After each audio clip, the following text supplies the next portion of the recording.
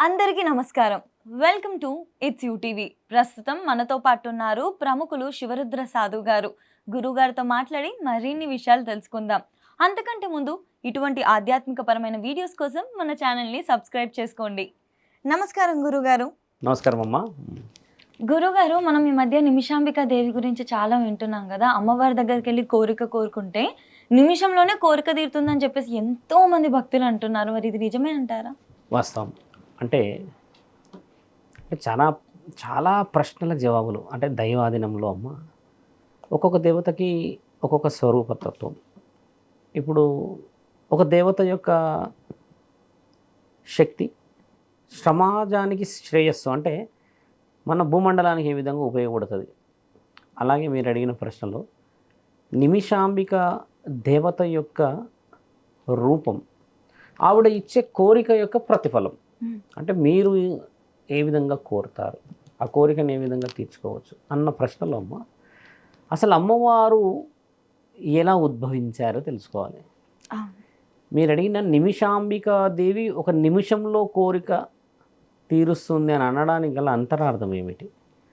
ఈ అంతరార్థానికి ముందు చరిత్రలో సుమారు 400 సంవత్సరాల క్రితం జరిగిన ఒక యథార్థ సంఘటన కర్ణాటక ప్రాంతంలో జరిగింది. మీరు గూగుల్ చేయొచ్చు. గాంజా అంటే ఒక ఊరు పేరు. ఈ ఊరు అమ్మవారు పుట్టిన, అమ్మవారు కొలువై ఉన్న ప్రాంతం. ఇప్పుడు నిమిషాంబికా దేవి ఉద్భవించడానికి ముందు ఏమి జరిగింది? ఒక దేవత పుట్టుకకి మన దగ్గర చాలా శాస్త్ర ప్రమాణికాలు ఉంటాయమ్మ. అంటే ఈ అమ్మ ఇలా పుట్టింది, ఈ అమ్మ ఇలా పుట్టింది, ఈ అమ్మ ఇలా వచ్చిందని మన దగ్గర చెప్తూ ఉంటారు. పురాణాలే కానీ ఇతిహాసాల్లో కథలుగా వింటూ ఉంటాం. ఇవన్నీ రుజువు చేయబడ్డాయి. ముక్తకుడు అని ఒక మహా ఋషి వర్యులు ఉండేవారు. పేరు బాగా గుర్తుపెట్టుకోవాలి. ముక్తకుడు.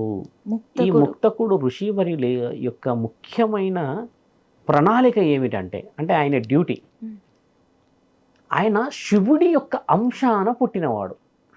ముక్తకుడు శివుడి అంశాన పుట్టాడు. శివుడి అంశంలో పుట్టిన వారి యొక్క శక్తి ఏమిటి? యజ్ఞం, హోమం, మహాయజ్ఞ ఫలితాలు.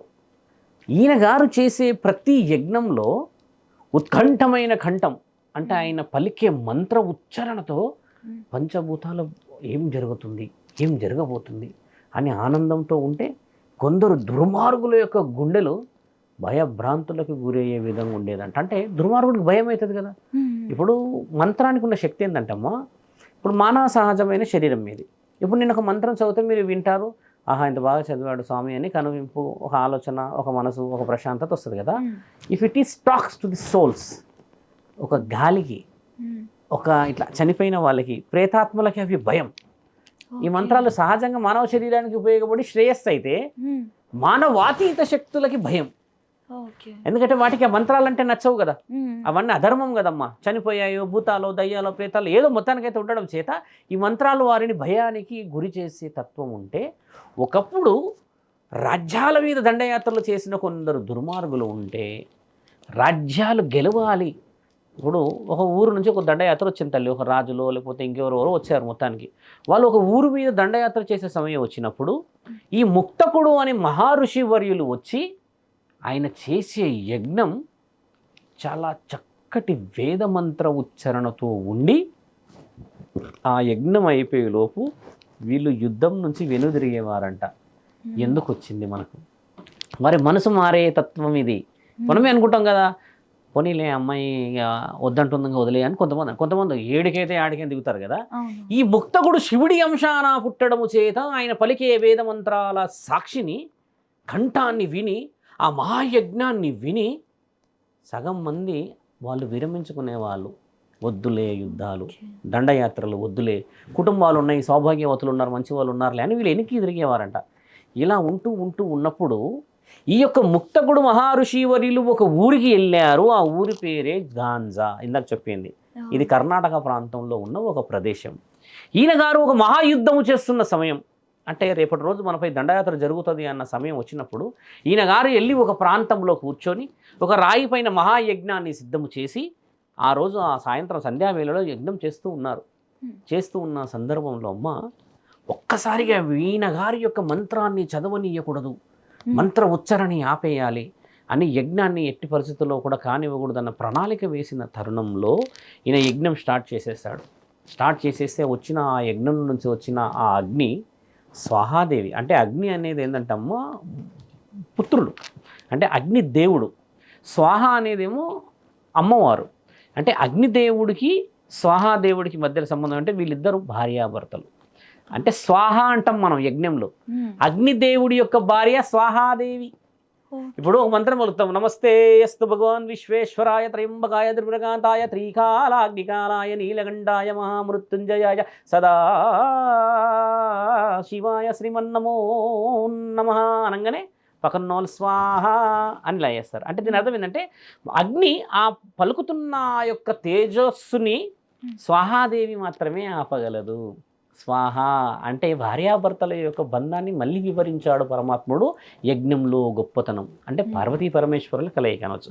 ఇలా ఉండడం చేత ఆ మంట అలా పైకి వస్తున్న తరుణంలో ఈయన మీదకి 1000 మంది దండయాత్రకు వచ్చారు తల్లి ఒక్కసారి. ఎందుకంటే యజ్ఞం ఆపాలి, యజ్ఞం ఆపకపోతే మనకేమన్నా జరుగుతుంది, ఏమైనా జరగవచ్చును. యజ్ఞం ఫలితం ఖచ్చితంగా ముక్తకుడు ఇస్తాడు, అంటే మన ప్రాణాలు పోవచ్చు, లేకపోతే మనం దండయాత్ర చేయకుండా వెనుదిరగవచ్చు. యజ్ఞం ఆపించాలి ఆయనతో అని చెప్పి ఆయన మీదకి దండయాత్రకు రాగానే ఒక్కసారిగా ఆయన గారు ఆ యజ్ఞంలో అమ్మవారిని పిలిచిన ఆ పలుకు, అమ్మ జగన్మాత, లోక శ్రేయస్సు కోసము నేను కూర్చొని ఉంటే, లోకం సకల జనులు సుఖముగా ఉండాలని నేను చేస్తుంటే, దుర్మార్గులంతా ఊరి మీద పైశాచికత్వంతో దండయాత్రలు చేస్తారా? మరి మీరు చూస్తూ అలా ఎలా ఊరుకుంటారు?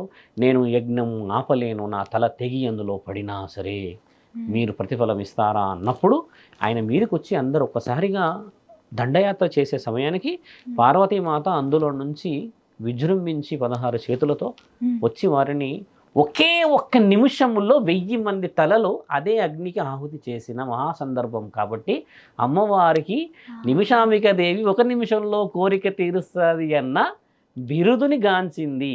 1 నిమిషంలో మొత్తం అందరి తలలని మట్టు కురిపించింది. ఇది రాయబడిన చరిత్ర అమ్మ. You can Google it also. There is a documentation. దేవి చరిత్రలో రాయబడింది ఇది, దేవి పురాణంలో రాయించబడింది ఇది. పురాణాలలో మన దగ్గర అన్నీ ఉన్నాయి, ప్రమాణికాలు ఇవన్నీ. అలా అమ్మవారు వచ్చి అందరినీ అది చేయడం చేత ఆనందంగా ఉండడం వల్ల ఈ ముక్తకుడు చేసిన ఆ మహాయజ్ఞం ప్రతిఫలించినప్పుడు అక్కడున్న కృష్ణరాజు వడియాలనే రాజు, ఇదంతా కర్ణాటక ప్రాంతంలో వడియాలనే పేర్లు ఉంటాయి కదా, అడియాలు, ఒడియాలు, అండాలు ఇలాంటి పేర్లు.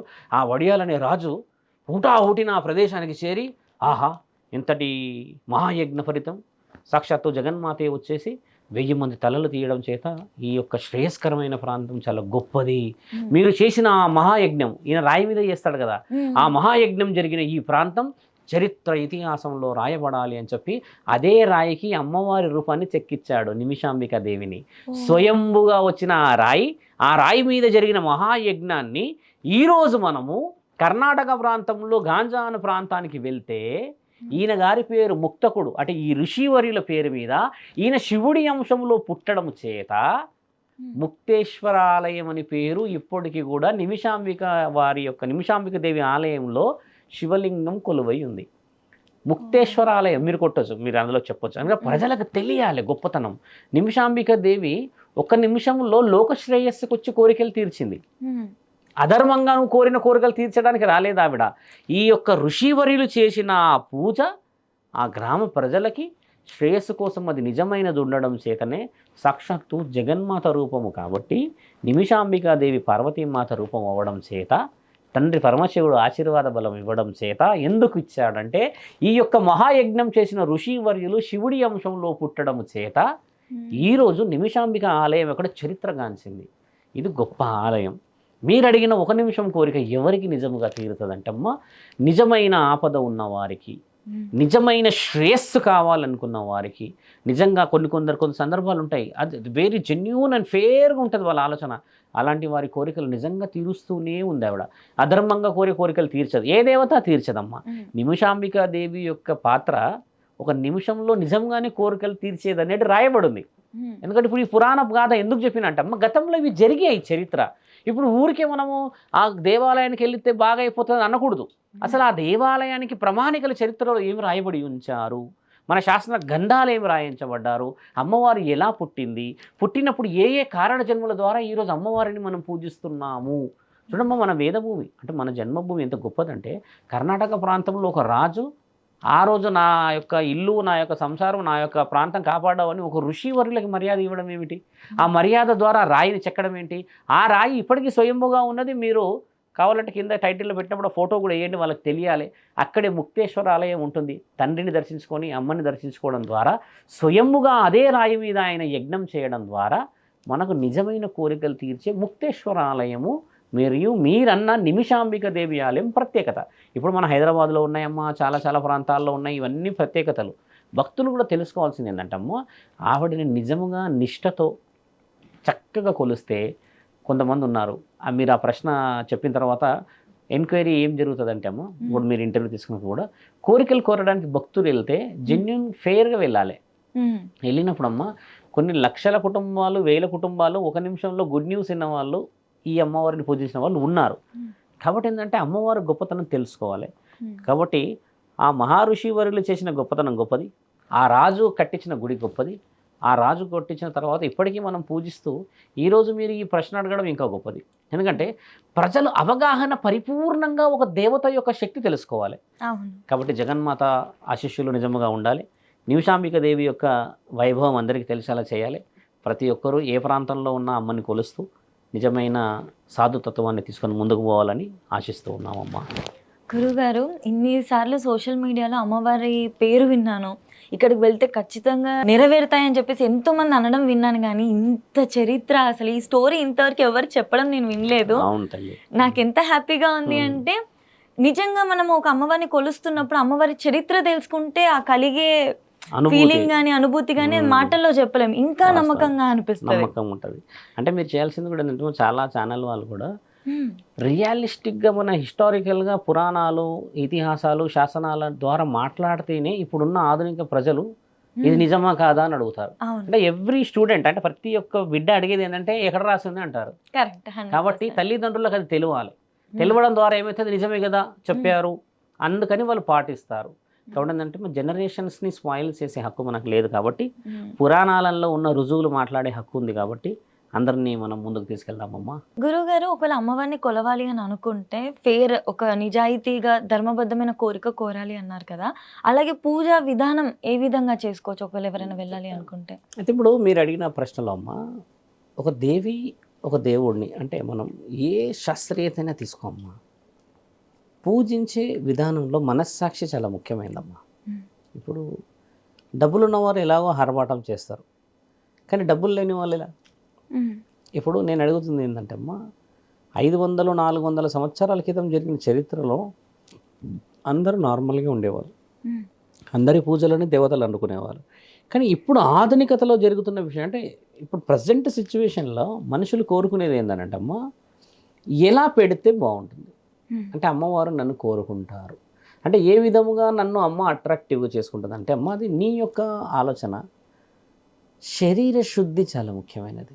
ఇప్పుడు భార్యాభర్తల బంధం ఉంటుందమ్మా, ఎప్పటికైనా పవిత్రమైనదే. అపవిత్రమైనది ఏంటంటమ్మా అక్రమం. ఇప్పుడు నీ మనసంతా కల్మషం పెట్టుకొని దేవుడు ముందు కూర్చొని గంటలు వాయిస్తూ ఉంటే దేవత వింటుందా? అంటే ధర్మంగా అడుగుతున్నది ఏంటంటమ్మా, అమ్మవారిని పూజించే నియమాలు, నిష్టతలు ఏంటంటే మన మనసుతో పాటు శరీరం కూడా చాలా చాలా చాలా పవిత్రముగా కనిపించేవాళ్ళను. ఇప్పుడు శరీరం పవిత్రంగా, మనసు పవిత్రంగా ఎలా తెలుసుకుంటాం? సహజంగా అందరూ స్నానాలు చేసుకుంటారు, పూజలకు వెళ్తారు, 4 రకాల పువ్వులు లేకపోతే వంటలు తీసుకెళ్తారు కదమ్మా. ఇక్కడ నిమిషాంబిక దేవి యొక్క విషయం ఏంటంటే, నీవు కోరే కోరిక అంత నిజమైన బలమైన స్థాయిలో ఉండాలి. ఒక భక్తుడు ఫోన్ చేసి ఏమంటారంటే 1 మినిట్లోనే రిజల్ట్ వచ్చింది అని అంటారంటే, నీవు ఆవిడ దగ్గరికి చేరడానికి నీకు రియల్గా ఒక 15-16 సంవత్సరాలు పట్టిండొచ్చు. రియల్గా ఈ 16 సంవత్సరాల గడియ మాట్లాడరు వాళ్ళు. పోయాను, చూశాను, 1 మినిట్లో రిజల్ట్ వచ్చిందని మాట్లాడతారు. అంటే నిన్ను ఆవిడ దగ్గరికి చేర్చడానికి నీకు 16 సంవత్సరాలు పట్టింది నీ కర్మని అనుభవించడానికి. ప్రజలు తెలుసుకోవాల్సింది కూడా అదే. కర్మ సిద్ధాంతం వేరమ్మా, కర్మ ఫలితం వేరమ్మా. కర్మ సిద్ధాంతం అంటేనేమో నువ్వు దాన్ని పాటిస్తూ అంటే నువ్వు ఫీల్ అవుతూ అనుభవిస్తూ రావాలి. అదే కర్మ ఫలితం ఏంటంటే అమ్మా, అమ్మవారి దగ్గరికి నీవు వెళ్ళిన తర్వాత వచ్చే ఆ నిమిషం ఫలితం. అంటే కర్మ ఫలితం ఏంది? కర్మ అనగానే చెడు అనుకుంటారు మన వాళ్ళందరూ. కర్మ ఫలితం ఇప్పుడు చెడు కాదు. కర్మ ఫలితం మంచికి రావచ్చు, చెడుకు రావచ్చు. If I do good work అమ్మా, ఏదన్నా సహాయానికి మీరే ఫోన్ చేశారు లేదా ఆయన ఫోన్ చేస్తే నేను మంచిగా స్వామి తీసుకో, ఒక 2000 తీసుకో, నాకు ఇంత ఉందని ఇచ్చాను అంటే నేను మంచిగా చేశాను. ఈయన రిజల్ట్ నాకు అనుకున్న టైంకి ఇవ్వకపోవడం వల్ల ఆయన కర్మ ఫలితం వేరేలా ఉంటుంది, నా కర్మ ఫలితం వేరే ఉంటుంది. ఇద్దరి మధ్యన కర్మే, కానీ ఫలితం ఏమో ఆయన నాశనం అయితే నీకు సహాయం చేసిన వాడు బాగుపడతాడు. నీకు 2000 ఇచ్చా కానీ నా తలరాతని ఇయ్యలే కదా. కరెక్ట్. పీపుల్ మస్ట్ అంటే వాళ్ళకి దే షుడ్ నో అబౌట్, ఒకవేళ if you lose finance and if you lose anything in your life అమ్మా, నీ డెస్టినేషన్ చేంజ్ చేసే రైట్స్ ఎవరు లేదు. గుర్తుపెట్టుకో. బాగా మంచి ప్రశ్న ఇది. మీరు ప్రజలకు తెలియాల్సింది ఏంటంటే, లక్షల అప్పు నీది పోయినా, యావత్ ఆస్తి నీది పోయినా, ఎన్ని వెన్నుపోట్లు నిన్ను పొడిచినా, నీ స్నేహితులే కానీ ప్రేమించిన వాళ్ళైనా నీ తలరాత తీసుకుపోరు తల్లి. కొంతమంది ఉంటారు, ఎన్ని పోట్లు వేసినా వాడు లేస్తున్నాడు బతుకుతున్నాడు అంటే వాడి తలరాత అంత బలమైనది.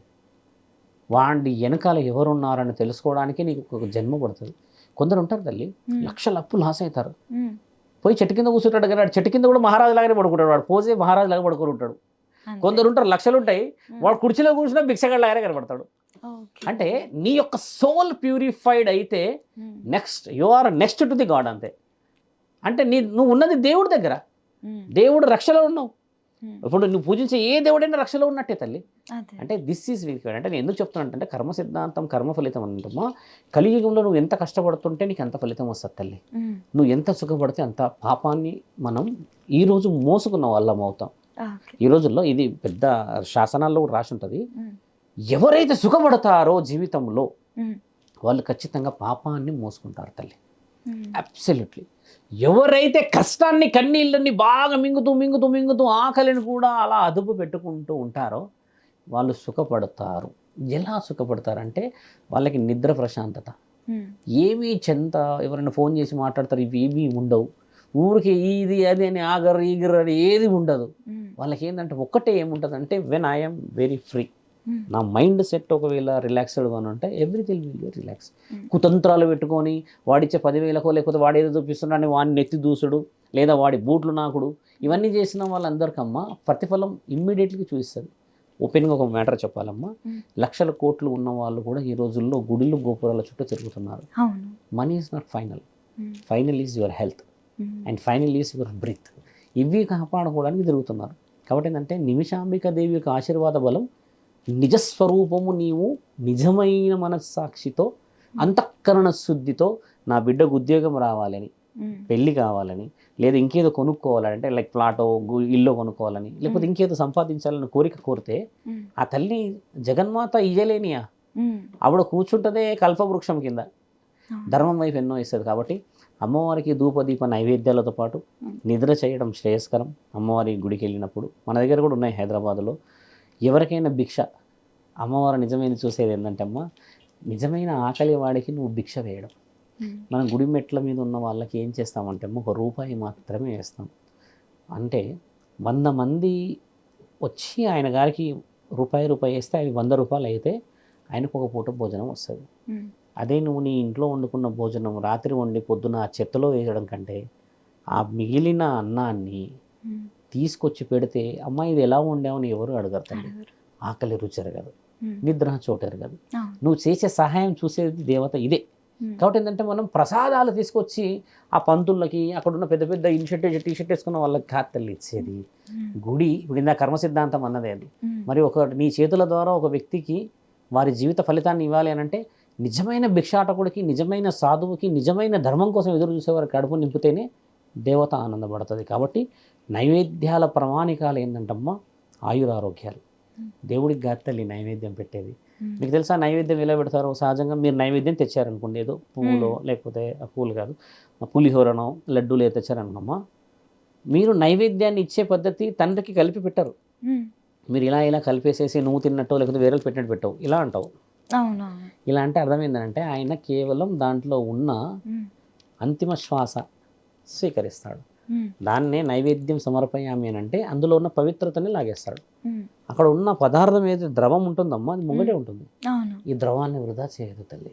ఇది ఏంటంటే ప్రసాదం కాదు, కొందరి జీవితాలు, కొందరి ఆకలి. ఎందరో అనాథాశ్రమాలు ఉంటారు, మార్నింగ్ మేము ఒక వీడియో చూసాం 6:30కి 7:30కి చూస్తుంటే అందరు ఫ్యామిలీ అంతా కూర్చున్నారు. ఆస్ట్రేలియా మన ఈ ఆఫ్రికా కంట్రీస్లో ఉంటాము, వాళ్ళందరూ ఇట్లా సన్నగా మట్టి చేసి బుక్కుతున్నారు.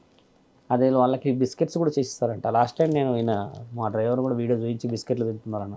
సన్నగా చేసి మట్టిని, ఇది మెత్త మట్టిని చాలా సన్నగా చేసి కొన్ని నీళ్లు చేసి స్లైట్గా ఇట్లా బిస్కెట్ లాగా చేసి ఇట్లా కొంచెం వేడిగా కాల్చి వీళ్ళకి ఇస్తున్నారంట. They have no food. ఇక్కడ జొమాటోలో టమాటాలు బుక్ చేసి వేస్ట్ చేస్తున్నాం కదా, అలా వేస్ట్ చేయడం అనేది చేయకూడదు. నిజమైన ఆకలికి అందించాలి. ఏ దేవత అనేది కోరుతుందమ్మా.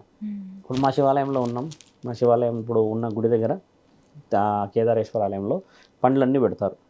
పండ్లన్నీ పెట్టేసి ఏం చేస్తారంటే, ఇప్పుడు నా డ్రైవర్ ఈయన కూడా తెలియదు ఏం చేస్తానండి, వీళ్ళని పండ్లాడ పెట్టకండి ఇచ్చేయండి అంటాను. నా అంతరార్థం ఏంటంటమ్మా, ఆ పండు నిజంగా ఒక వ్యక్తికి ఆకలి ఉంటుంది. అక్కడ ఏమి పెట్టనియను నేను.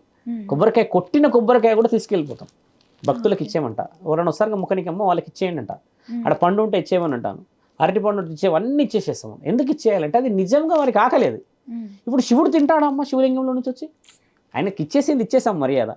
నువ్వు తీసుకొచ్చి వాళ్ళకి ఇవ్వడం ఇంపార్టెంట్. నేను తీసుకొచ్చి ఎన్ని తింటావు అమ్మ, 3 పూటలే తింటా, అంతకుమించి ఇంత తింటానా. కాబట్టి ఏంటంటే మనసు అంతఃకరణ శుద్ధితో చేసే పూజ నిమిషాంబికా దేవి యొక్క ఆచరణ. ఆ దేవే కాదు ఏ దేవైనా కోరేది అదే. కాబట్టి భక్తులు వారి కోరికలను నిజంగా తీసుకెళ్ళి నిజమైన అవసరం ఉన్న వాళ్ళకి చేయాలమ్మా మరి తల్లి. చాలా చక్కగా వివరించారు గురుగారు. పూజా విధానం ఏంటి, అమ్మవారి ప్రత్యేకత ఏంటి అని అడిగితే చరిత్రతో సహా పురాణాల్లో ఏముందో కూడా మా అందరికీ ఇంత వివరంగా తెలియజేసినందుకు ధన్యవాదాలు గురుగారు. నమస్కారం.